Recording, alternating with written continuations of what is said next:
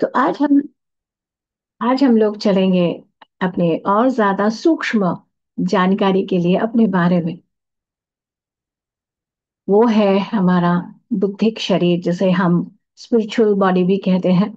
बुद्धिक प्लेन रहता है और इसे हम एक और नाम देते हैं आनंदमय कोश। तो चलिए इसके बारे में हम लोग और जानते हैं। कैसा होता है, क्या होता है, इसमें ऐसी क्या खास बात है कि बस हम चाहते हैं इसे लेना।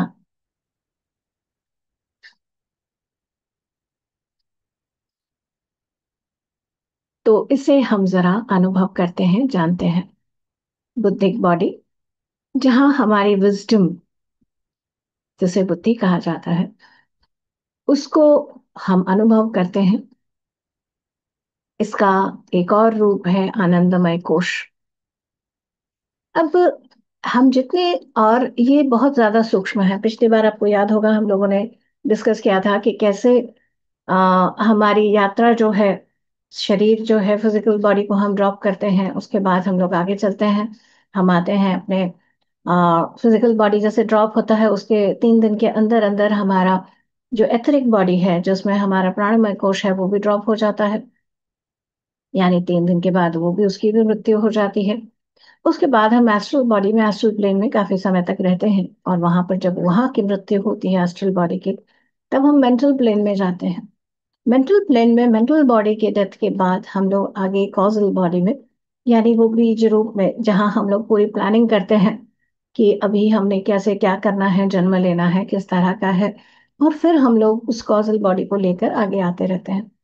तो यानी कॉजल बॉडी तक एक सीड है, एक बीज है, जिसको हम अभी भी, जिसका एक रूप है, जिसको हम लेकर चल रहे हैं। अब हम लोग इतने सूक्ष्म तर में जा रहे हैं कि वो जो बॉडीज हैं वो धरती पर, कह सकते हो, इतने सूक्ष्म है कि वो उतरते नहीं है। इतनी लाइट है कि उसको आप, मतलब वो होते हैं पर आपको अनुभव कर पाना उन्हें, वो बहुत बड़ी बात होती है, क्योंकि वो इतनी सूक्ष्म हो जाती है। तो कैसा है, किस तरह का है, इसको जरा हम और जानते हैं। अभी हम लोग जो यात्रा कर रहे हैं, इस यात्रा में अपनी अपनी जर्नी हम लोग जब संभालते आ रहे हैं, तो हम देखते हैं कि हम परफेक्ट हो रहे हैं। अब जैसे लेसन्स हम लोगों ने देखा, जन्मों का कारण है कि हम लोग अलग अलग लेसन्स लेना चाह रहे हैं, सीखना चाह रहे हैं। तो चलिए हम एक पॉइंट पर हम बात कहते हैं कि चलिए जो जो लेसन्स है वो सारा सीख लिया, जो जो परफेक्शन है वो सारा कर लिया, तो क्या जो रिजल्ट निकलेगा सारे एक जैसे होंगे? मतलब परफेक्ट परफेक्ट परफेक्ट। तो वो जो परफेक्ट जिनको हम कह रहे हैं, क्या सारे परफेक्ट एक जैसे परफेक्ट होंगे? हमारे अंदर एक प्रश्न आएगा ना। तो एक बहुत मजे की बात इसमें आती है, नहीं ऐसा नहीं है। हम अगर हमारे संतों को देखते हैं, हम अगर हमारे एनलाइटन मास्टर्स को देखते हैं, तो हर मास्टर की अपनी ही जैसे एक उनकी अपनी ही एक पहचान होती है, एक यूनिकनेस होती है। अब जब मैं मेडिटेशन में, बहुत सारे मेरे एक्सपीरियंसेस में, कई मास्टर्स की चैनलिंग एंड उनकी, उनका आना, वो मैंने अनुभव किया। उन अनुभवों में जो मेरे लिए बड़ी मजेदार थी बात, और मुझे कोई भी चीज जो है वो बहुत इंटरेस्टिंग और मजेदार लगती है। तो उसमें मैं जैसे देख रही हूँ कि अ, जैसे सबसे पहले आए साईं बाबा, जो शिरडी के साईं बाबा। तो उनकी जैसे ऑरा है, एकदम जैसे आ रहे हैं, एकदम शांति, सफेद, बिल्कुल सफेद, और बहुत अच्छा लग रहा है। बाबा का पूरा उनका प्यार, उनकी करुणा वो महसूस हो रही है। ओके। उसके बाद हमारे गुरु नानक साहब जी आए, गुरु नानक देव जी। उनकी भी एकदम बिल्कुल, वो भी वाइट, लेकिन एक डिफरेंस मुझे एहसास हो रहा है। ये मैं, मतलब, कह सकते हो, पहचान अपने अंदर हो रही है कि नहीं, ये बाबा नहीं है, ये हमारे गुरु नानक देव जी हैं, ये गुरु नानक बाबा हैं। ये डिफरेंस मुझे महसूस हो रहा है। उसी के बाद देखिए, ये मैं कह सकती हूँ कि ये मेरा सौभाग्य कह सकती हूँ कि ध्यान का कितना सुंदर ज्ञान होता है। उसके बाद हमारे जीसस आए, उनकी भी वाइट, उनके साथ मदर मेरी भी थी। और जो उनकी एनर्जीज आई, बोला जा रहा है, तरीका अलग हो जा रहा है, पर वाइट फिर से, पर पूरा डिस्टिंक्ट कि हाँ ये। तो मेरे ये बताने का जो उद्देश्य है वो कैसा है कि जितने एनलाइटेंड मास्टर्स हुए हैं, सब एनलाइटेंड, लाइट से भरे हुए, प्रकाश से भरे हुए, ज्ञान से भरे हुए, इस ब्लिस को, इस ब्यूटी को उन्होंने जाना है। पर सब अपने आप में यूनिक है। यहाँ ये नहीं हो रहा है, कोई कारखाना हम नहीं बना रहे हैं कि जहां हमने ठप्पा मारा एक जैसे प्रोडक्ट निकल रहे हैं, ऐसा नहीं है। This is very beautiful. और इसीलिए इसीलिए इस बात का महत्व और बढ़ जाता है कि हमें किसी जैसा नहीं बनना, हमें तो अपने जैसा बनना है। अपने जैसा, जो मैं हूं, जो मेरे गुण हैं, जो मेरी यूनिकनेस है, उसी में मुझे बेस्ट बेस्ट और अति बेस्ट में आ जाना है। राइट। तो ये है हमारा मेन, जो अति उन्नत स्थिति में आने में भी हम अपनी यूनिकनेस को नहीं छोड़ते। तो यहाँ ये ट्रिलियंस सेल्स और सोल्स इवॉल्व हो रहे हैं।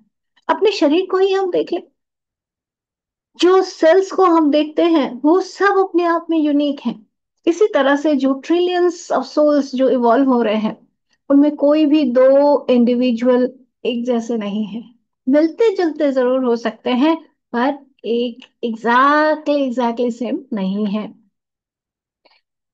इनफैक्ट जब कोई सोल इस जिम्मेदारी को ले लेता है कि हाँ, मेरी जो उन्नति का जिम्मेदारी मेरी ही है, तो अपने हाथों में मैं से लूं, कौन कर देगा, कोई कर देगा, ऐसा नहीं। मेरी जिम्मेदारी को, मेरी उन्नति को, मेरे आत्मा, अपने आप को आत्म अनुसंधान, मुझे अपने साथ जुड़ने की जो क्वालिटी, जो चीजें चाहिए, मुझे मुझे ही करना है। ये साइन है मैच्योरिटी की। उसके पहले वो कभी इधर भागेगा, कहीं उधर भागेगा। लेकिन जैसे जैसे हमारी यात्रा खत्म की ओर, यानी कहाँ की यात्रा, धरती की यात्रा, धरती एक स्कूल है, यहाँ की यात्रा जब खत्म की ओर आएगी, तो उतना ज्यादा अपनी ओर जिम्मेदारी हमारी बढ़ती चली जाती है। ये बहुत सुंदर है। ये नंबर जो है, वैसे तो हमारे थियोसॉफी ने दिया है। कहते हैं कि थियोसॉफी कह रहे हैं कि जैसे सेवन का थोड़ा महत्व है, वो कहते हैं 777, 777 लाइव्स हम लोग ले रहे होते हैं, उसमें 700 लाइव्स तो पूरे, जो 770 लाइव्स, 700 छोड़िए, 770 लाइफ जो है वो हम लोग ऐसे ही घूमते रहते हैं। कुछ कुछ करते हैं, कहीं कुछ फंसते हैं, कहीं का कुछ काम करते हैं, उसी में फंसते हुए अपना लाइफ को इधर उधर उधर निकालते हैं। लास्ट जो 7 रह जाता है, उसमें जाके पूरी अकल आती है, होश आता है, और तब जाके हम लोग अपने आप को सुधारने लगते हैं, अपने ऊपर बहुत सीरियसली काम करने लग जाते हैं। तो और उसमें हम लोग पूरे एकदम और जा जाता है कि अभी हम पूरे अपने आप को एकदम इंटेंसिव ट्रेनिंग लेंगे, डिसिप्लिन लेंगे, और जो मेरा काम है अपने आप को पूरा जानना, वो मैं कंप्लीट करके ही रहूंगी या रहूंगा। तो ये इस तरह रहता है। तो जब ऐसा होता है, देखिए, ये जैसे हम लोगों ने पीछे भी देखा था, कैसे ऊपर से हमारी जो आदि से जो वही प्रकाश जो उतर रहा है, आत्मा बुद्धि मनस का, तो वो क्या करता है, हम लोगों की शुरुआत कैसे हुई, कैसे अपनी ये मैं हूँ इंडिविजुअलिटी, ये वाली बहुत इंपॉर्टेंट रहती है। तो उस इंडिविजुअलिटी में एक धीरे धीरे कैसे कैसे पता लगेगा कि वो लाइट जो है वो बढ़ती जा रही है, उसके अंदर का ग्रोथ होता जा रहा है। एक अद्भुत सुंदर ओवरवेलमिंग कि हम सब एक हैं, और एकदम उस डिवाइन लाइफ में, जैसे हम लोग जो बाहर बाहर हम लोग उलझ रहे थे, वो जैसे हम और अपने करीब, अपने करीब उस दिव्यता के जैसे और करीब आ जाते हैं। तो जो लोअर बॉडीज हैं हमारे, जो फिजिकल है, फिजिकल में जब कहा जाए तो फिजिकल एथरिक दोनों को समझ लीजिए, क्योंकि ये धरती में रहने वाला है। तो वो एस्ट्रल, एस्ट्रल यानी जो हमारा एस्ट्रल में हमारा जो सोने के बाद ही हम लोग जो तुरंत हम यात्रा करते हैं, वो वाला body. Lower mental, lower mental में क्या है, तरह तरह की सोच, अलग अलग वो सोचो में, अच्छा ये क्या है, वो क्या है, ये क्यों है, छोटी छोटी चीजें।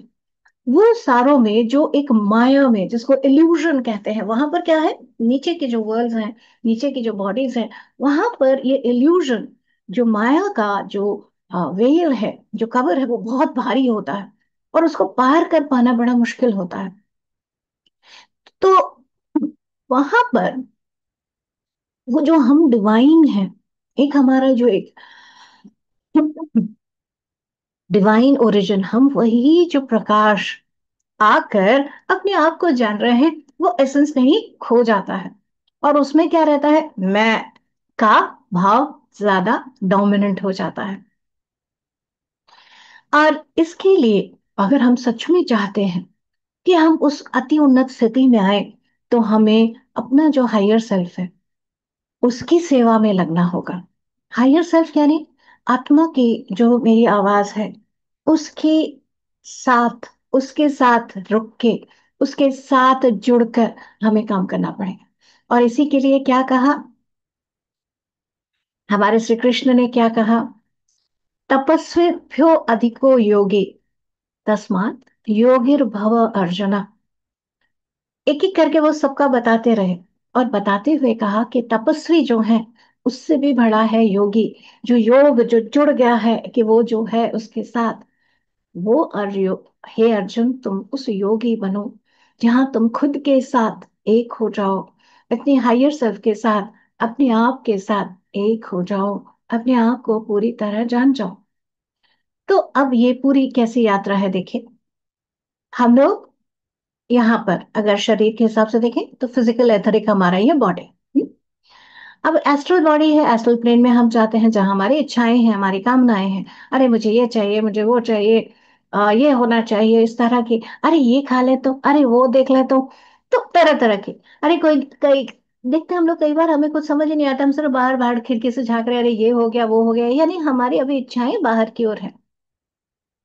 अब थोड़ा सा और ऊपर जब उठते हैं तो मन की स्थिति में चीजें जैसे अब समझ आ रही हैं सिर्फ, तो अब हमारी और आता है पर्सनालिटी बॉडी जो है, यानी ये मैं हूं अपने। लेकिन ये मैं सिर्फ मेरी जो, हम लोगों ने जैसे पीछे भी देखा कॉजल बॉडी का कैसे हमने गुण देखा कि मैं का समझ तो आ रहा है, पर उस मैं में बहुत डीपर बातें भी आती जा रही हैं कि मेरा पर्पस क्या सिर्फ इतना ही है कि बस ये इच्छा है वो कर लूं, वो है वो कर लूं। नहीं, मैं कुछ और भी हूं, अपने आप को मैं इससे ऊपर हूं, ये वाली बात आना शुरू हो गई। तो पर्सनालिटी भी है, लेकिन एक अपने आप को जानने का एक ये जो लेयर है, ये हमारा कॉजल का आ गया। जहाँ पर्सनालिटी, यहाँ ईगो सेल्फ, यहाँ हाँ मैं हूं, मैं अलग हूं, पर मैं सिर्फ इतना नहीं हूं, ये अंडरस्टैंडिंग। इससे भी ऊपर हम जब आत्मा की स्थिति में आने लग रहे हैं, वो है बुद्धिक बॉडी, जहाँ आत्मा की स्थिति प्यार, जो बुद्धिमानी है। बुद्धिमानी क्या होती है, बुद्धिमानी ये नहीं होती है कि इसने बता दिया उसने बता दिया, जो आपने सुना, सीखा और उसे व्यवहार में लाने लग गए, विजडम में लाने लग गए, वो बना आपका बुद्धि। इसका हम लोग जब थ्री इडियट्स का मूवी आपने देखा होगा, तो उसमें क्या हम बड़े मजे से देखते हैं कि कैसे पीछे से कमेंट होता है कि हम सब ने पढ़ा था कि जो हम लोग शुशु कर रहे होते हैं तो उसमें एलिमेंट्स होते हैं, उसमें सॉल्ट्स होते हैं, पर इसको यूटिलाइज करने कैसे वो अपने आप को बचाता है, कैसे करंट वगैरह यूज करता है, कैसे अलग अलग चीजों को अप्लाई करता है। जब हम नॉलेज को अप्लाई करने लग जाएं, उसको व्यवहार में लाने लग जाएं, दैट इज कॉल्ड विजडम। सिर्फ ज्ञान बटोर कर नहीं, उसको व्यवहार में कैसे लाएंगे, उसको यूज कैसे करेंगे, दैट इज कॉल्ड विजडम। यानी अब वो आपकी संपत्ति बनने लगे। तो इस स्थिति में जब हम आते हैं, वो है बुद्धि, वो हमारी आत्मा का गुण है। और इसके बारे में हम लोग आज और जानेंगे। तो अब हमारी जो स्पिरिचुअल इवोल्यूशन हो रही है, हम जो उन्नति कर रहे हैं, आध्यात्मिक रूप से आगे बढ़ रहे हैं, वो किस तरह से है, देखिए। हम लोगों ने जाना, जब तक हम धरती में दुनियावी चीजों में भी ये मेरा वो मेरा, ये हो गया उसने मेरी बात क्यों नहीं मानी, उसमें ही हम फंसे हुए हैं, तब तक हम लोअर मेंटल प्लेन में हैं, अपने ही आप को सोच रहे हैं कि हम तो बस क्या ही कर सकते हैं। लेकिन जैसे ही हमारा हार्ट खुला, दिल खुला, हमारा कॉजल बॉडी के साथ हमारा अपने आप को हम समझने लग गए, अरे नहीं मैं ऐसा क्यों कर रहा हूँ, मैं क्यों अपना टाइम ऐसे फालतू की बातों में बर्बाद कर रहा हूँ, और भी कितनी सारी और चीजें हैं, क्या यही है सब कुछ, इससे कुछ और भी है। उसको जानने लगते हैं, तब हम अपनी हायर सेल्फ से जुड़ने लगते हैं, और बुद्धिक बॉडी जो है उसका विकास होने लगता है।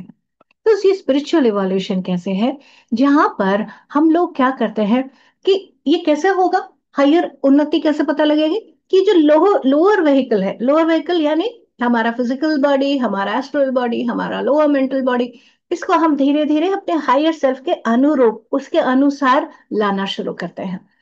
तो इसमें क्या हो रहा है, जितना हम इसको प्रैक्टिस करते हैं, जैसे पिछली बार भी हमने किया था कि कैसे हम बढ़ा सकते हैं अपने कॉजल बॉडी की डेवलपमेंट को, तो जितनी हम उसकी प्रैक्टिस करते हैं उतना इसका काम और अच्छा होता चला जाता है।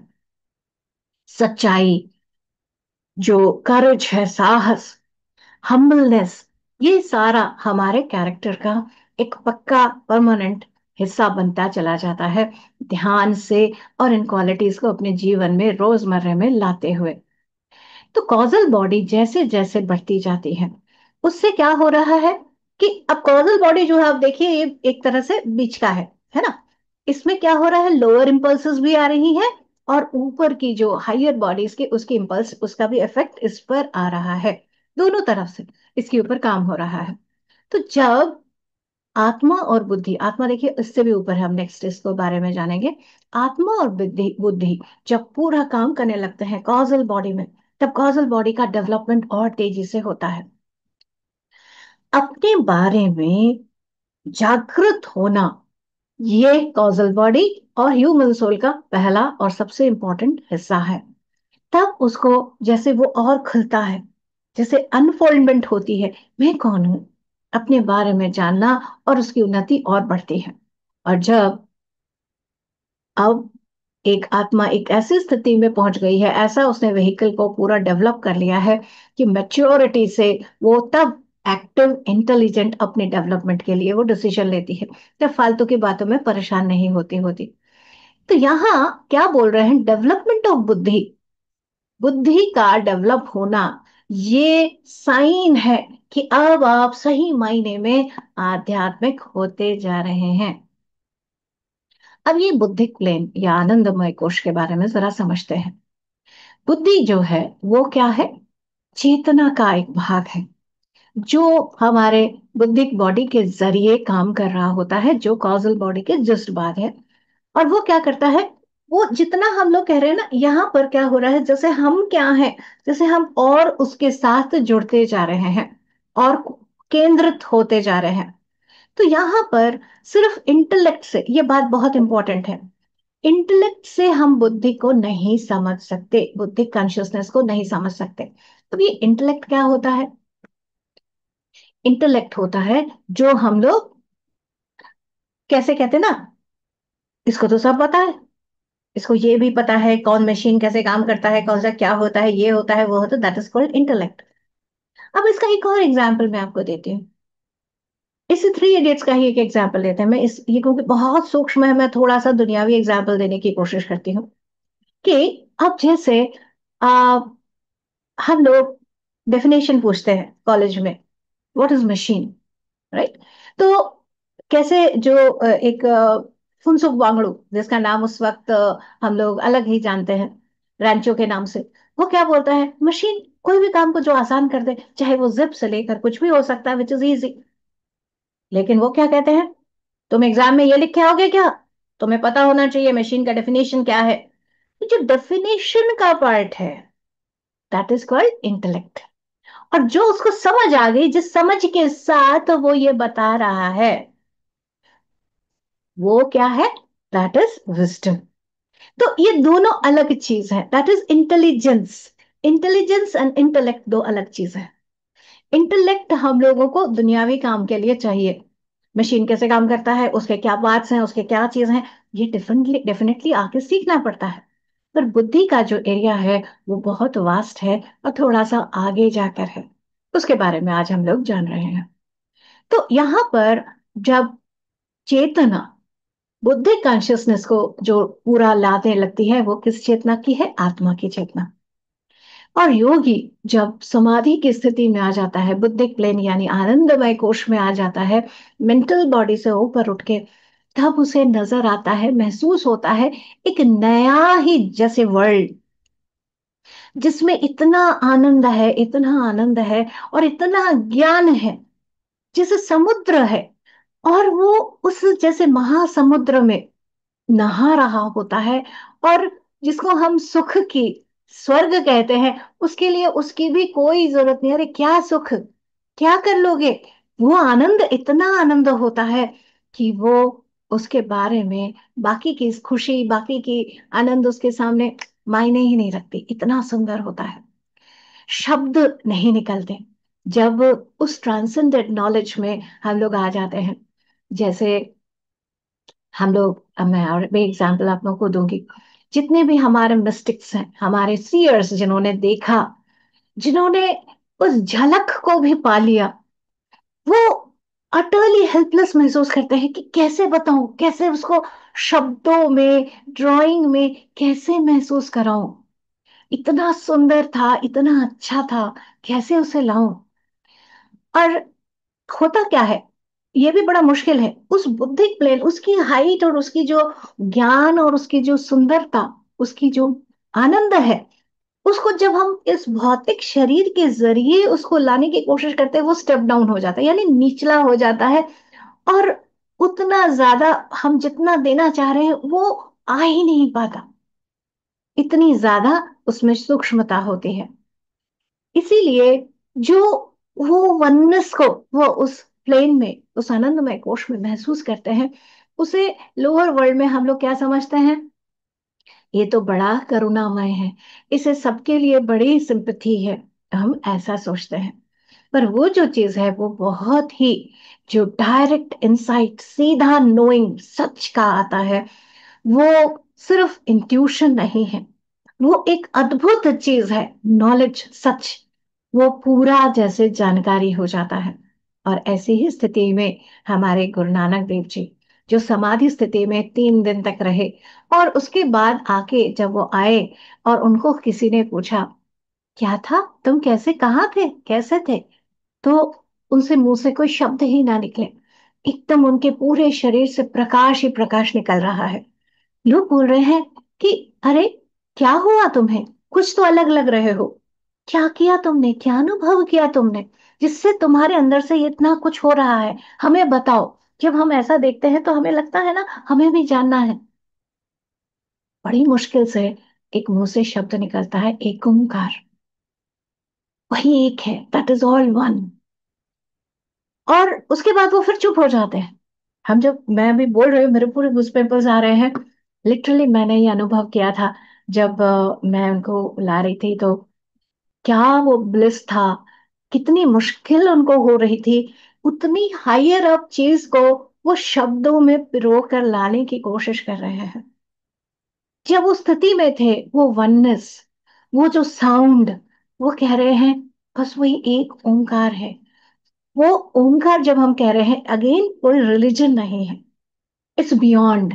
वो वननेस जो है वो हर एक के लिए है, जो जैसा है, जिस तरह का है। उस वननेस को उन्होंने अनुभव किया, और उसमें किस तरह उसकी क्वालिटीज को बता रहे हैं। पूरे जो सुखमनी साहिब का है, इट्स सो ब्यूटिफुल, कि एक एक करके वो बता रहे हैं कि, और बड़ी मुश्किल हो रही है उन्हें बताने के लिए। सतनाम वही एक ही सत्य है, कर्ता पूरक, वही जैसे सब कुछ करने वाला है, निर्भव, कोई डर नहीं, निर्वैर, किसी के साथ कोई वैर नहीं, अकाल मूरत, अनंत है, जो कभी भी खत्म नहीं होता। ये एक एक वर्ड उनके मुंह से निकलने में बहुत टाइम लग रहा है, बिकॉज शब्दों में पिरो पाना बहुत मुश्किल है, उतनी दिव्य स्थिति में है।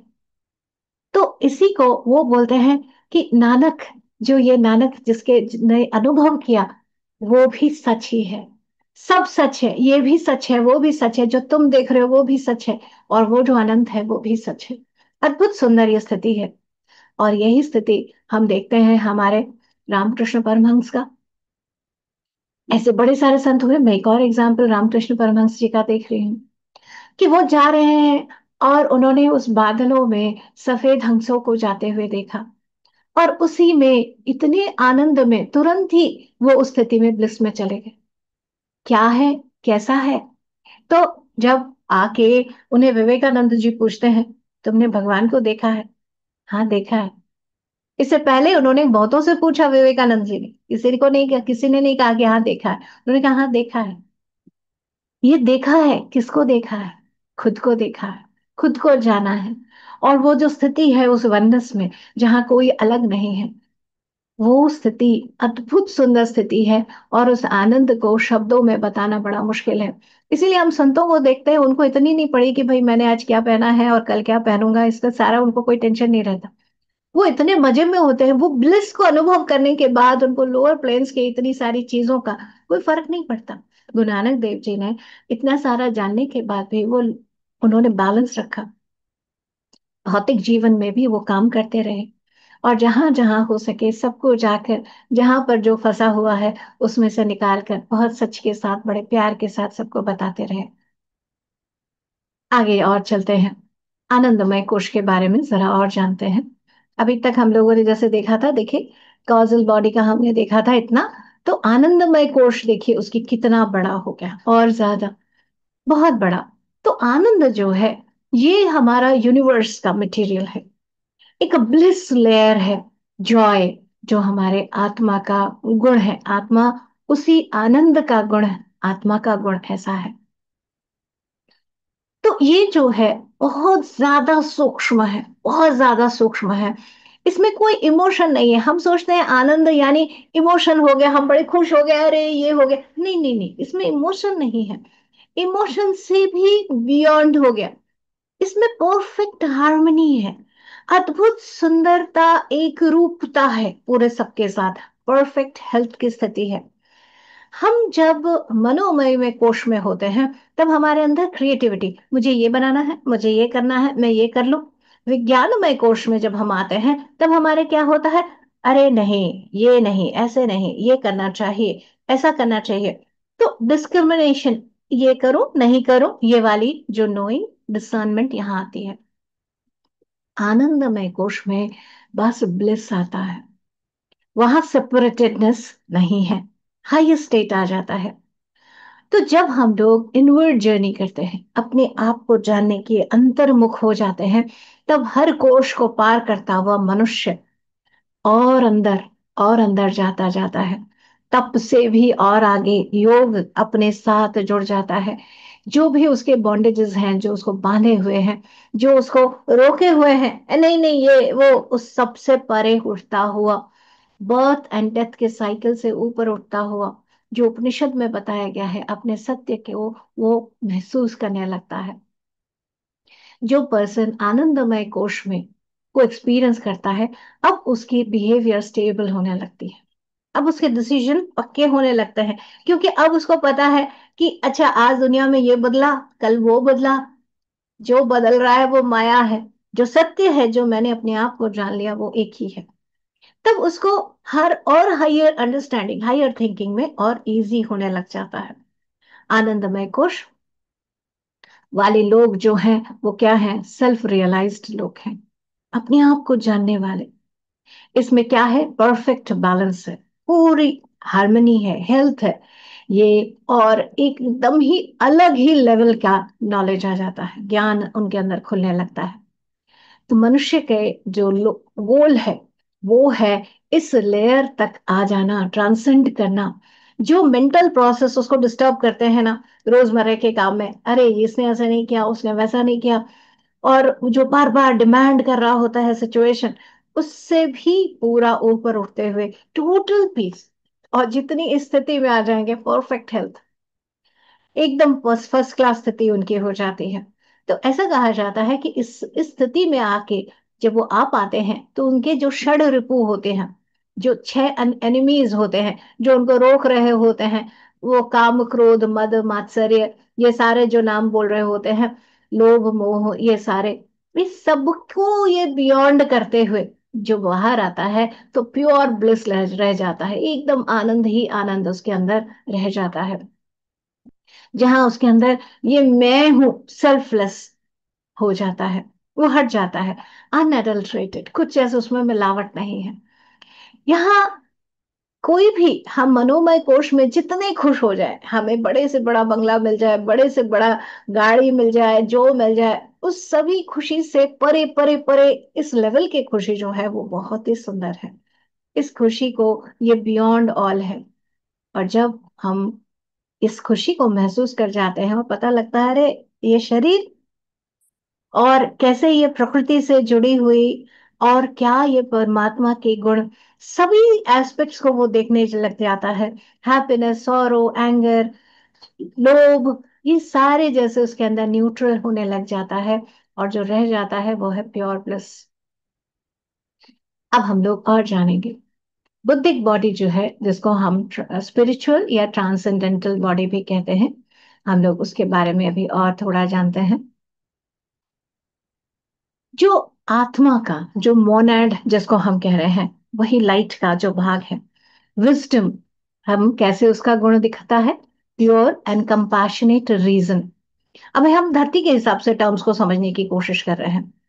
बहुत करुणा से भरा प्योर, अगर हम लोग कोई कारण एक दे सके, इंट्यूशन, नोइंग जो है, वो सामने आती है बुद्धि या स्पिरिचुअल बॉडी में या आनंदमय कोश में।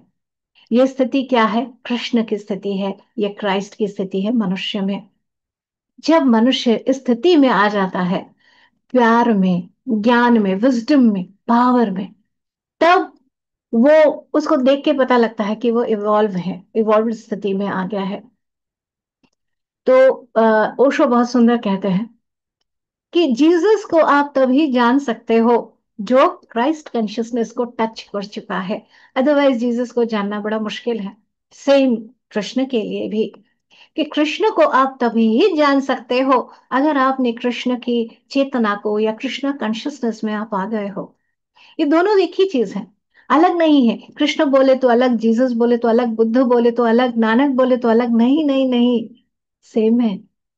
हाँ, हम लोग जब नहीं समझते, हम मनोमय कोश में अपने धरती पर अपनी इच्छाओं के हिसाब से रहते हैं, तब उनकी बातों को जिन्होंने जो, क्योंकि वो सब अलग हैं, वो सब यूनिक हैं, तो उनके यूनिकनेस को, हम उनके यूनिक गुणों को लेकर पकड़ कर बैठते, पर नहीं, इन्होंने तो ऐसा बोला था ना, पर उन्होंने तो ऐसा बोला था ना, हम उसमें दुनियावी बातों में सोचने लग जाते हैं।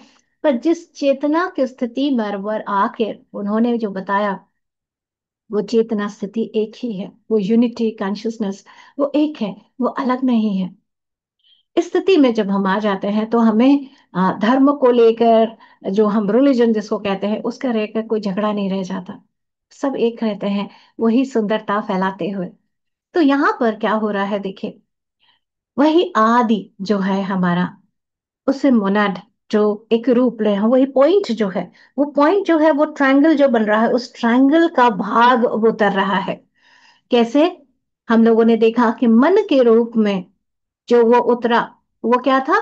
कॉजल बॉडी के अंदर वो अंश उतरा था। और अब बुद्धि के रूप में जब वो उतर रहा है, तो वो भी एक एटम ऑफ बुद्धि उतर रहा है। और इसमें स्थिति को हम कैसे कैसे हम डिवाइन करते हैं? जब नीचे मनस में आया तो हम कहते हैं द मैनहुड, जिसको हम क्राइस्ट कह रहे हैं, डिवाइन सन, पिलग्रिम कह रहे हैं, जो जो एक यात्री, तीर्थ यात्री या तीर्थंकर, हायर सेल्फ, जीवात्मा, ये बुद्धि की स्थिति में हम अपने आप को इस सारे चीजों में जानने लगते हैं। ये दिस इज सो ब्यूटिफुल, इसमें हम अपने आप को इस रूप में जानने लग जाते हैं। और आगे चलते हैं। ये लाइट का जो है, हमने पिछली बार भी देखा था कि कैसे वही प्रकाश, वही एक लाइट जो है, जिसमें से वही वन जो है जिससे लाइट निकल रही है, उन लाइटों को हमने मोनाड कहा। उसका एक हिस्सा जैसे उतरता आ रहा है, और कैसे वो सूत्रात्मा के रूप में, हमने कॉजल बॉडी के रूप में पिछली बार जाना, और वो जो इसमें से इसको जा रहा है, वो बुद्धि, वो इधर ही है, हायर लेवल में। और यहाँ ऐसा आप समझ सकते हो कि वही प्रकाश जो लाइट है, वो एक रूप ले रहा है, जिसे हमें आइंस्टाइन जी ने E = mc² कहा।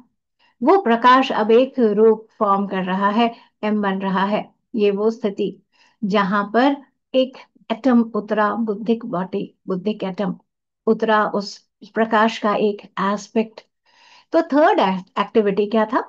थर्ड में क्या था कॉजल बॉडी में? तीसरा जो था, तीसरा, वो क्या कर रहा है? जहां ये मैं हूं, इसका एहसास आया। कौन? जो नॉलेज ले रहा है, जो अनुभवों को बटोर रहा है, वो कॉजल बॉडी में, वहां पर उसको समझ आया। सेकेंड एस्पेक्ट क्या है? वो है बुद्धि। वो क्या हो रहा है? प्योर, कंपैशनेट, करुणा से भरा हुआ जो कारण है, करुणा का भरा हुआ कारण, और इंट्यूशन यानी नोइंग, वो आता जा रहा है। अब वो प्रकाश में आ रहा है। इसे हम कृष्ण, क्राइस्ट, मनुष्य में जिसे हम कह सकते हैं, मनुष्य रूप में अगर हमें एग्जाम्पल देना है तो हम ऐसे महान लोगों का एग्जाम्पल दे सकते हैं जिनका बुद्धिक बॉडी का आ रहा है। तीसरा है विल, जिसके बारे में हम अगली बार जानेंगे। डिवाइन पावर ऑफ सेल्फ, आत्मा का, जो आत्मिक और नर्वाणिक शरीर में होता है। तो इस तरह से वही प्रकाश जैसे एक फॉर्म, भले ही बहुत बहुत बहुत सूक्ष्म है, पर ये एक फॉर्म ले रहा है। बुद्धि, जरा इसके बारे में अब समझते हैं। तो ऐसा कहा जाता है कि बुद्धि क्या है? वो जो पर ब्रह्म है, वही ऑल दैट इज जो है, वो अपनी नोइंग को वो उस बुद्धि के जरिए हमसे जोड़ रहा होता है। तो ये जो लोगोस के बारे में है, वही जो हम लोग ट्रायंगल को जान रहे हैं, ये उस तरह से है पर ब्रह्म। और ये इस तरह से ये जो गुण है वो उतरता, अलग अलग फील्ड में उतरता जा रहा है। तो बुद्धि जो है, अब देखिए बुद्धि को अब हम लोग थोड़ा समझने की कोशिश करते हैं। ये बहुत सूक्ष्म तत्व है। अब इसको, ये मल्टी फंक्शनल है, यानी तरह तरह के, हम कहते हैं ना मन को, इसके बारे में, मन के बारे में भी है। मन हम लोग कैसे अलग कहते भर मन है, पर मन के कितने सारे हम लोग एस्पेक्ट्स देखते हैं, है ना। मन ये हुआ, ये अच्छा मेरे मन में आया, तो मन में आया, मेरा मन नहीं है।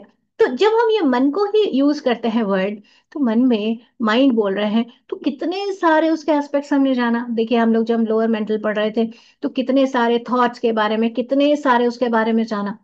वैसे ही जो बुद्धि है वो और सूक्ष्म हो गई, और इसमें इसके भी मल्टी फंक्शंस हैं। तो ये क्या करता है कि ये जो कॉन्शियसनेस है, इस कॉन्शियसनेस को, वो न जो चेतना है, उसको कई तरीके से माइंड के जरिए, वो माइंड के जरिए जब हम देख रहे हैं तो हमें अलग अलग लग रहा है, पर उसके जरिए ये उसी का ही एस्पेक्ट है जिसमें हम लोग अपने आप को और तरह तरह से जानते हैं। तो जैसे माइंड हमारा बड़ा कॉम्प्लेक्स है, जैसे इसके क्या क्या है। माइंड क्या करता है? रीजनिंग करेगा, याद रखेगा, जज करेगा, ऑब्जर्व करेगा। लेकिन बुद्धि इससे भी कहीं बड़ी है।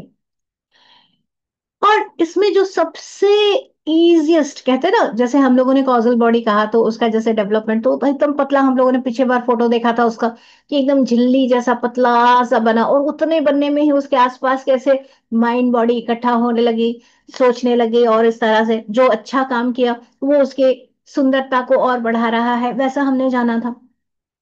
यहाँ तो ऐसा कुछ बॉडी बनने वाली भी चीज नहीं है, इतना सूक्ष्म है ये। तो उसका, ये भले हम जिसको हम कहते हैं बुद्धि बॉडी बन रही है, यानी अति अति अति सूक्ष्म रूप में, जिसको हम एक्सप्रेस भी नहीं कर सकते, उस स्थिति में जब है, तब भी उसके अंदर जो मेन चीज वो डाल रहा है वो है अंडरस्टैंडिंग। अब हम लोग कंफ्यूज हो गए हैं। अंडरस्टैंडिंग तो हमारे मन से नहीं होता, हम बुद्धि अपना मन लगाते हैं तब तो नहीं हमारा होता, नहीं। यही एक बहुत इंपॉर्टेंट पॉइंट है जो हम लोगों को समझना है। ये डिफरेंस है। क्या है कि माइंड जो है वो क्या करता है? कंबाइन करता है। अच्छा, हम क्या कर रहे हैं? धरती में एस्ट्रल बॉडी के जरिए कामिक शरीर, हमारा जो भौतिक शरीर है, उस भौतिक शरीर का ये हो गया हमारा इंस्ट्रूमेंट, हमारा हाथ हो गया, आंख हो गया, सब कुछ हो गया, है सब कुछ। काम कैसे करेगा? जब प्राण इसमें जाएगा। अच्छा, प्राण भी चला गया, एक्टिव आ गया, प्राण आ गया, पर उस प्राण में कोई इच्छा होनी चाहिए ना। अच्छा, ये फूल क्या है, ये चीज क्या है, ओके। अब वो सेंसेस ले रहा है, उन सेंसेस से जो तरह तरह के इनपुट्स आ रहे हैं, जो डेटा आ रहा है, वो डेटा कौन कलेक्ट कर रहा है? माइंड कलेक्ट कर रहा है। उस माइंड ने, अच्छा ये दिखने में ऐसा है, रंग ऐसा है, ऐसा सुनाई देता है, अच्छा ये है क्या, वो सारा डेटा कलेक्ट किया, उसको मेमोरी में, अच्छा वो पहले ऐसे देखा था ना, वो वैसा था ना, वो सबको माइंड ने कलेक्ट किया। उस कलेक्शन से, उस डेटा से जो मीनिंग निकलेगा, जो अंडरस्टैंडिंग निकलेगा, वो काम बुद्धि का है। अब आप देख रहे हो कितनी सूक्ष्म बात है, क्योंकि ये काम ही बुद्धि का है, और वो बहुत बेसिक है, एकदम बेसिक। तो वो उसकी बुद्धि से उसको अंडरस्टैंड करेगा, मतलब समझेगा, अच्छा इसका मतलब ये है। जो भी पूरा दिखा, ओ इसको हाथी कहते हैं, ओ इसको ऋतु जी कहते हैं, इस तरह से, यू नो। जो मेकिंग सेंस का काम है, that is a work of बुद्धि। वो मेक सेंस करेगा।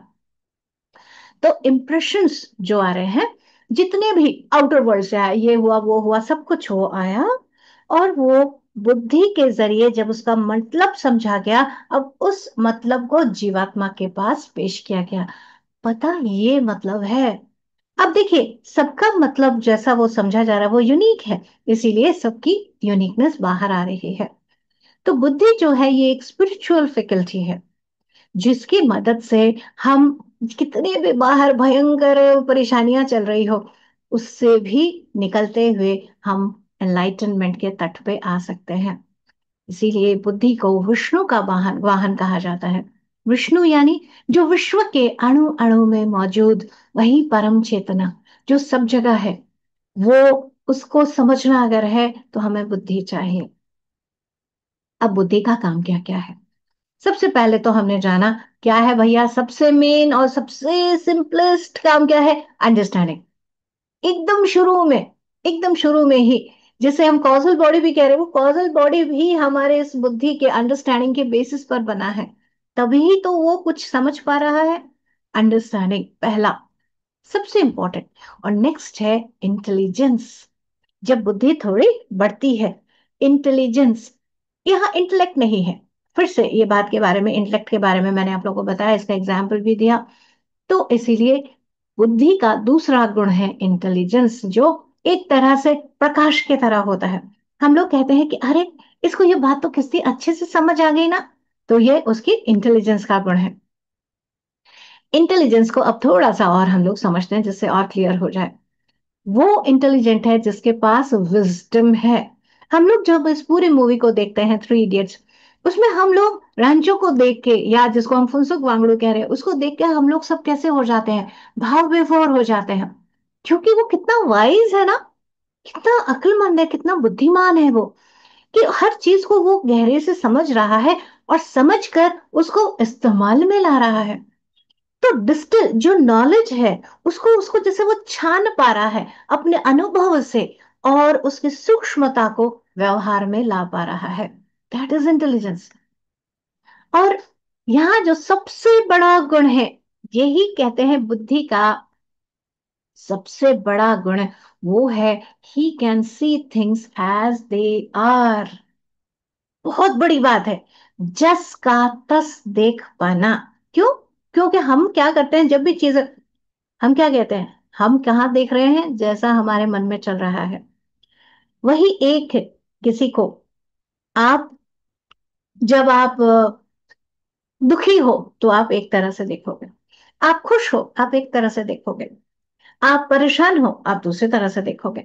तो हमारी मन की स्थिति के अनुसार हम उसी एक चीज को अलग अलग तरीके से देखते हैं। पर बुद्धि का गुण क्या है? जो जैसा है उसको उसी तरह देख पाना। This is the biggest thing, जो बुद्धि का गुण है, जिसका तस देख पाना। हमारी सारी परेशानियों का जड़ क्या है? कि हम जस का तस नहीं देख पाते। हमें लगता है, पर एज्यूम हम कर लेते हैं, है ना? क्योंकि बुद्धि हम लोग इस्तेमाल नहीं करते, हम मेंटल प्लेन में पड़े हुए हैं, एस्ट्रल प्लेन, डिजायर्स और उसमें पड़े हुए हैं। हम जस का तस नहीं देख पाते, हम अपने हिसाब से देखने लग जाते हैं।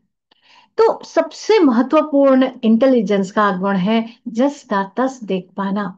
और जब बुद्धि का प्रकाश और बढ़ता है, तब क्या हो जाता है? हमारे विवेक, जिसे हम कहते हैं डिसर्नमेंट, ये ये सामने आने लग जाता है। तब कहाँ पर इल्यूजन है, अच्छा ये माया है, ये ऐसा है, ये समझ आने लगता है। तो मुझे ये करना है, मुझे नहीं करना है, अंदर से खुद आने लगता है। तो एक और जो है, ये है नोइंग। आगे का गुण आ रहा है बुद्धि का, कि चीजों को पहचानना, उनके सच को, उनके आध्यात्मिकता को पहचानना, जो माया में ढका हुआ है उसके पीछे के सच को जानकर नोइंगनेस, इंट्यूशन के रूप में आना। नॉलेज जो है, और ये जो इंट्यूशन जिसको हम कहते हैं, जो बुद्धि से अंडरस्टैंडिंग आ रहा है, वो इतना सर्टन होता है, हाँ ऐसा ही है। इसको आप पर ये ऐसा लगना है ना, ये वैसा लग रहा है ना, नहीं, ऐसा ही है। वो कोई जिद का ऐसा ही है, नहीं है। ये जिद वाली ऐसा ही नहीं है। जब आपने उस ब्लिस को, उस नोइंग को आपने जान लिया, तब तब आपको कोई ऐसा अगर आके बताए, गुरु नानक देव जी को कोई आके बताए, अरे नहीं पर जो है आपने जिनको देखा, उसके सर पर वो था, मोरपंख था क्या, हाथ में गदा था क्या, ये था क्या, या आप परमहंस देव जी को अगर पूछते हैं, इसलिए हम क्या कहते हैं, रामकृष्ण परमहंस देव जी के उन्होंने क्या किया, तोतापुरी जी ने कहा नहीं तुम अभी भी फॉर्म में अटक रहे हो, तुम्हें उससे भी परे जाना है। तब वो समाधि में गए, तब उनका उस तरह से ज्ञान हुआ। राइट। तो क्या हो रहा है, अब उनको अगर कोई आके बताए, पर ये होता है ना, ऐसा होता है ना, वो मानेंगे क्या, उन्हें पता है, पक्के तौर पर पता है, नहीं यही है। वो जो है वो ऐसा है कि उसे आप गुण में ऐसा दिखा सकते हो, पर वो उससे परे है, वो उससे भी परे है। तो वो जो सर्टेनिटी है बुद्धि में, वो चीज आ जाती है पक्के तौर पर। ये जिद वाला, अहंकार वाला नोइंग नहीं है। ऐसा ही होता है ना, ये नहीं है। एक डीप नोइंग है, जिसे आप बाहर की चीजों में जो बदलती जा रही है, या लोगों की सोच से वो बदलता नहीं है। वो नोइंग है, बड़ी डीप होती है। जब ये बुद्धि की रोशनी और ज्यादा अपने ऊपर आने लग जाता है, तब हम लोग बिना कोई भी कैसा भी झंझट हो, कितनी भी दिक्कतें हो, उसमें बिना गिरे अपने रास्ते की तरफ हम आगे ही बढ़ते चले जाते हैं, कितनी ही मुश्किलें क्यों ना हो। बुद्धि जो है वो न केवल जो हमारे हायर लाइफ है उसके बारे में हमें रिकॉग्नाइज, उसके बारे में हमें बताती है, बल्कि सिर्फ यही नहीं, हमारा जो आम जिंदगी है उसे भी कैसे हम अच्छे से जिए, वो भी हमें बता रहा होता है।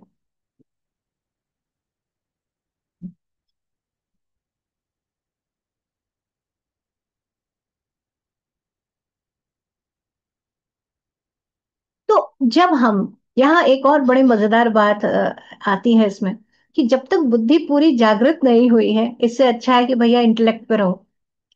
क्योंकि कई बार अगर बुद्धि पूरी डेवलप नहीं हुई है, तो क्या चांस है, जैसे मैंने आपको कहा ना, सुपरस्टिशन, पर ऐसा ही होता है ना, हमारे तो ऐसा ही होता है ना। तो बुद्धि जब तक जागृत नहीं हुई, एटलीस्ट इंटेलेक्ट को, पर अगर इसने ऐसा किया तो मैं ऐसा क्यों कर रहा हूं, तब आपके इंटेलेक्ट को उस पर भरोसा करना ज्यादा अच्छा है। क्योंकि कई बार जब कोई बहुत इमोशनल लोग हैं, तो उनको उस इंट्यूशन जो सही मायने में बुद्धि से आ रही है, उसको वो अपने जो माया का इल्यूजन के वजह से, इम्पल्सिस के वजह से, उनको लगता है पर ये ऐसा ही है, मैं ऐसा कर रहा हूं, मुझे ये भगवान की आवाज सुनाई दी गई। तो इस तरह की गलतफहमी भी हो जाती है। इसीलिए तब वो बहुत अच्छा इसमें हमारे थियोसॉफी में बता रहे हैं कि जब तक आपकी बुद्धि नहीं जागी है, भले आप इंटेलेक्ट के साथ रहो, पर ऐसी गलतफहमी में मत आना।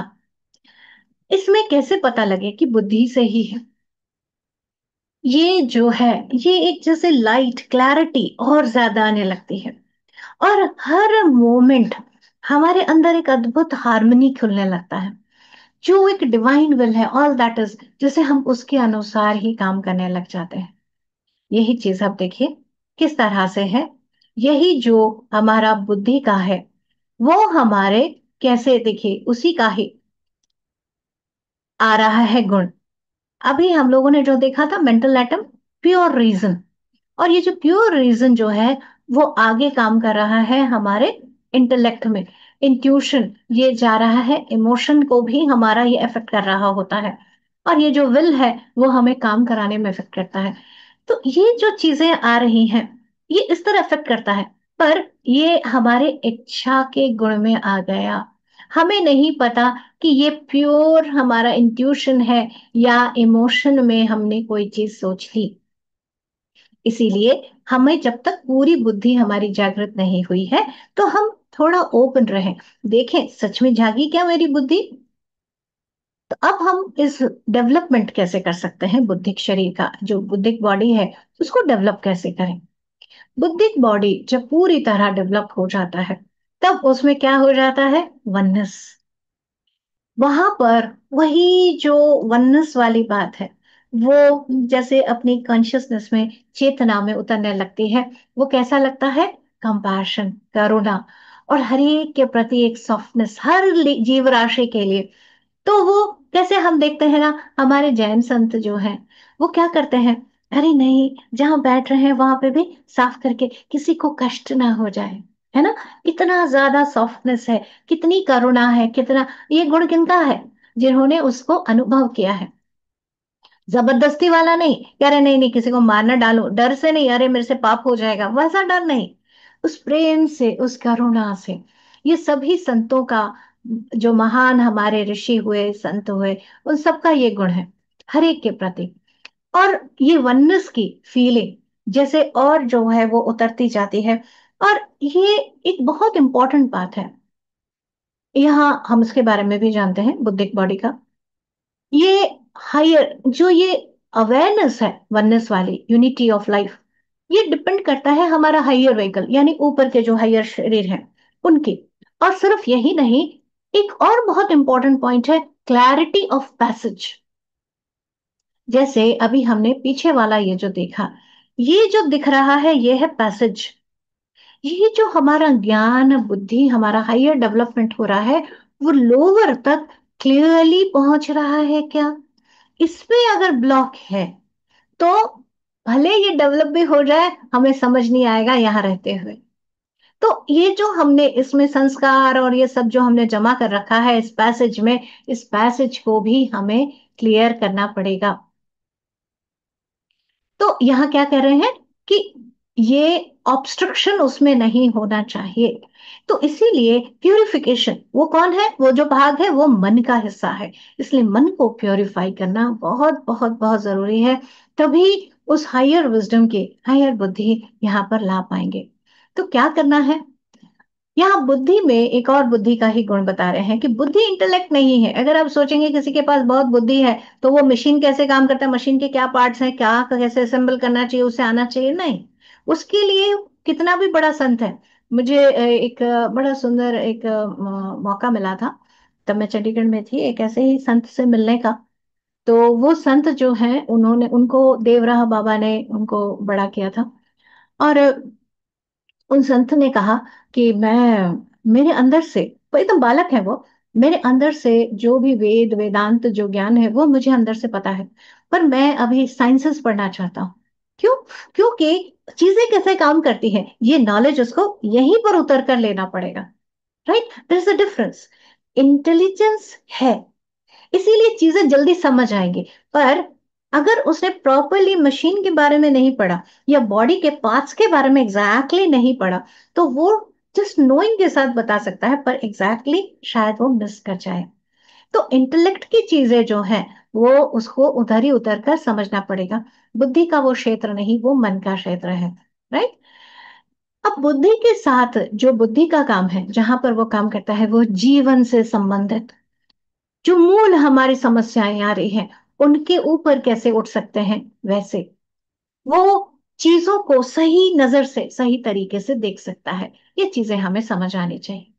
बुद्धि जब इंटेलेक्ट पर भी आती है, तब वो स्पिरिचुअल नॉलेज के रूप में भी सामने आती है। और इमोशन के जरिए जब काम करता है, तब वो काम करता है भक्ति में। और भक्ति में देखिए, भक्ति का भी एक बड़ा सुंदर जरिया है। एक है ज्ञान का मार्ग, जहां ज्ञान के मार्ग से आप बुद्धि को टच कर सकते हो। दूसरा है भक्ति।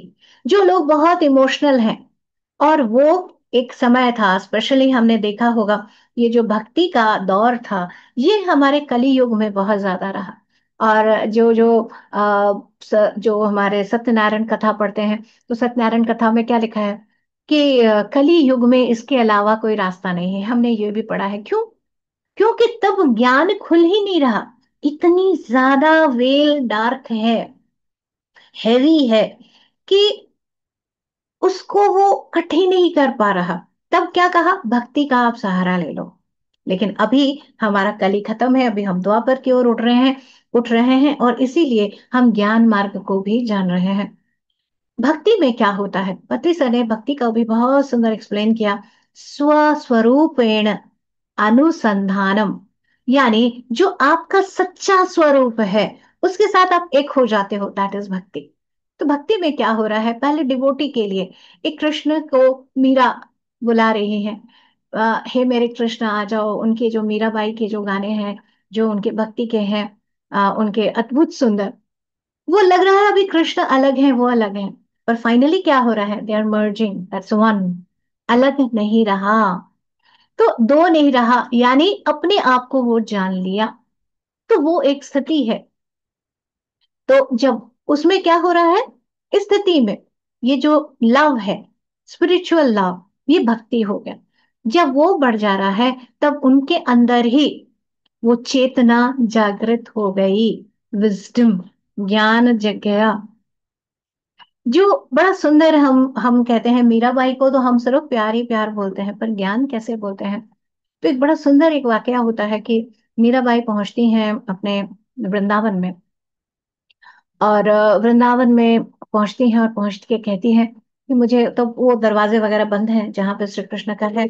तो वो कहते हैं कि अरे कोई महिला को हम नहीं आने दे सकते हैं यहाँ पर।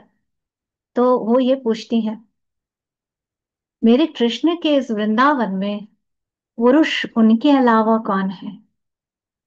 सी, it is such a beautiful wisdom कि सब तो उसी को ही, उस परम आत्मन को जानने के लिए प्रकृति के रूप में, यानी एक फेमिनिन के रूप में है। तो उनके अलावा यहाँ पुरुष कौन है। सच अ हाई विजडम स्टेटमेंट। कहाँ से आ रहा है, उस भक्ति में। जब उनके अंदर वो ज्ञान खुल रहा है, वो डॉन होता है, वो उतरता है, वो विजडम उतर आती है। जैसे हमारे रहीम दास जी हैं, हमारे कबीर दास जी हैं, कितनी विजडम भरी बातें उन्होंने कही हैं। तो दैट विजडम डॉन्स, उतर आती है उनमें, राइट। तो जब ये फुल कॉन्शियस फंक्शनिंग बुद्धिक व्हीकल का होता है, तब माइंड और इमोशन पूरे ट्रांसेंड हो जाता है। और तब आदमी, जो व्यक्ति है, वो समाधि स्थिति में और हायर प्लेन को अनुभव कर पाता है।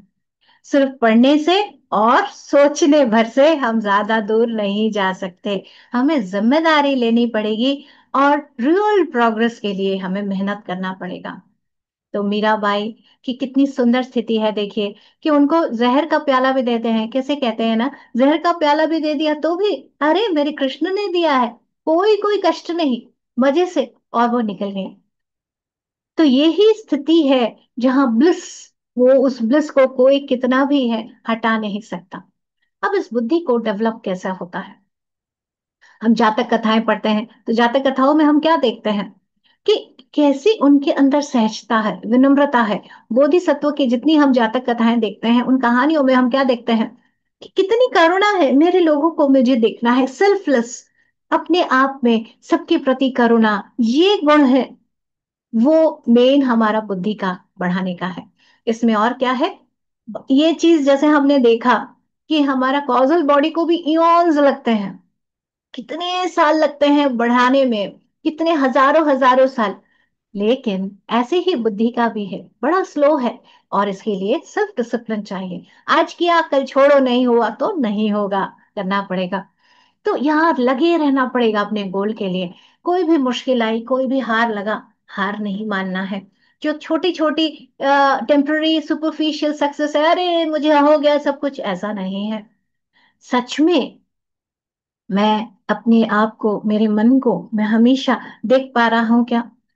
इसीलिए कितना सुंदर कहते हैं ना, आ, दुख में सुमिरन सब करे, सुख में करे ना कोई, जो सुख में सुमिरन करे दुख काहे को होए, ऐसा कहते हैं। यानी सुख और दुख दोनों ही स्थिति में अगर आप अपने आप से ओरिएंटेड रहे, क्या है, कौन हूं मैं, उसमें आपका ओरिएंटेशन रहा, तब आप उस रास्ते में आगे बढ़ते चले जाओगे। और अनसेल्फिश, नेक्स्ट मेरा, मैं उससे परे। तो इसमें सबसे बेस्ट जो है, इसको कैसे ये अनसेल्फिश कैसे लाएं, हम सर्विस करें अपनी, जो लोग हैं अपने लोग हैं, उनको सही स्पिरिट में। कैसे सही स्पिरिट, हम किसी का उद्धार नहीं कर रहे हैं, एक निष्काम कर्म। और जैसे जो भी किसी की सेवा भी की, तो जैसे उसी जो हम हायर हम हैं, उसी को जैसे दे दिया। तीसरी जरूरत है प्योरिटी। प्योरिटी किसका? शरीर का। इसीलिए कुछ भी उल्टा पुल्टा नहीं डालना। मन की प्योरिटी, इमोशन की प्योरिटी। और ये सारी, क्यों ये इतने इतना क्यों बोल रहे हैं कि भैया प्योर करो, शरीर को प्योर करो, मन को करो, इमोशन को करो? इतना क्यों झंझट बाबा? अरे बाबा, ये तैयारी हो रही है। तैयारी किसकी हो रही है?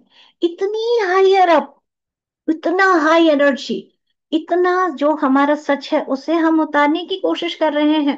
तो ठोक बजा के देखना पड़ेगा ना भाई, कि भाई इतनी हाई एनर्जी आए तो कहीं शॉर्ट सर्किट तो नहीं हो जाएगा, कहीं अहंकार में किसी को नुकसान तो नहीं पहुंचाने लग जाओगे। तो चेक तो करना पड़ेगा ना। तो हम लोग कितनी कहानियां देखते हैं हम, जो हम कहते हैं हरिश्चंद्र जी की कहानी, कितनी हम सोचते हैं हाय रे भगवान, इतना उनको दुख देने की क्या जरूरत थी? जांच चल रहा है, जांच चल रहा है, ठोक बजा के देखा जा रहा है। सच में कोई वीक पार्ट रह गया क्या? उसको टेस्ट करना पड़ेगा ना। तो ये जो हायर वाइब्रेशन को उतारने से पहले टेस्टिंग, स्ट्रेंथनिंग हमारे सारे कैरेक्टर्स का बड़े अच्छे से होते, बड़ी मुश्किलें आती हैं, बड़ा टेम्पटेशन करता है छोड़ परे, छोड़ना भागो। लेकिन उससे भी परे, डिफिकल्टीज से भी परे, जितनी भी ट्रायल्स हो रही है उससे भी परे, जब हम आगे आने लगते हैं तब हम उस बुद्धि को अपने अंदर उतारने लगते हैं। इसीलिए प्यूरिफिकेशन हमें, जितने भी हमारे मेंटल एनर्जीज हम इधर उधर उधर जो भाग रहे हैं उसे हमें जोड़ना पड़ेगा, कंसंट्रेट करना पड़ेगा। जो भी दिक्कत लग रही है उस पे, हो क्या रहा है, मैं क्यों भाग रहा हूं, तुरंत तब हमारे कंट्रोल में आएगा। कांस्टेंट अलर्टनेस, रेगुलर जागरूक, हमेशा वॉचफुल, क्या हो रहा है, डिसर्नमेंट में क्यों कर रहा हूं, करना है नहीं करना है, विवेक, जिससे कि वो लाइट पूरा आए। ये रास्ता है ज्ञान मार्ग का। दूसरा एक और है हमारा भक्ति मार्ग। एक और जो है, हम जब, एक बहुत सुंदर ये बात है, हम अगर दिल से चाहते हैं कि मुझे मेरे हायर सेल्फ का लाइट को अनुभव करना है और अपने आप को हम बिल्कुल खाली कर दें, तो वो हायर सेल्फ आता ही है, पक्के तौर पर आता है, रिस्पॉन्ड करता है, वो बुद्धि की लाइट आती ही है, आनी ही पड़ती है। ये हम सबके अंदर की पावर है। लेकिन तब हम ये ना सोचे अच्छा आता होगा तो कैसा होता होगा, तब गड़बड़ हो जाएगी, ये नहीं करना। तो ये आएगा जरूर। एक और है बहुत सुंदर, जो गायत्री है, गायत्री मंत्र जो है, ये भी हमारे थियोसॉफी बता रही है कि उसका भी बहुत इंपॉर्टेंट है फंक्शन। वो गायत्री को हम कहते हैं सविता सूर्य। सूर्य हमारा प्राण, सूर्य हमारा ये जो मोनाड है, सोलर मोनाड, उसका भी पार्ट है। तो कोई जैसे सिंपल गायत्री चैंट कर रहा है उसका थोड़ा सा इफेक्ट, पर जो उसकी डीपर मीनिंग को समझकर उसकी साधना कर सके, उसकी भी बुद्धि का बढ़ना, ये भी एक तरीका है। ये सारे तरीके इसलिए बताए गए हैं क्योंकि इस समय जो लोग अपने आप में कोशिश कर रहे हैं उन्हें तरह तरह का रास्ता दिया गया है।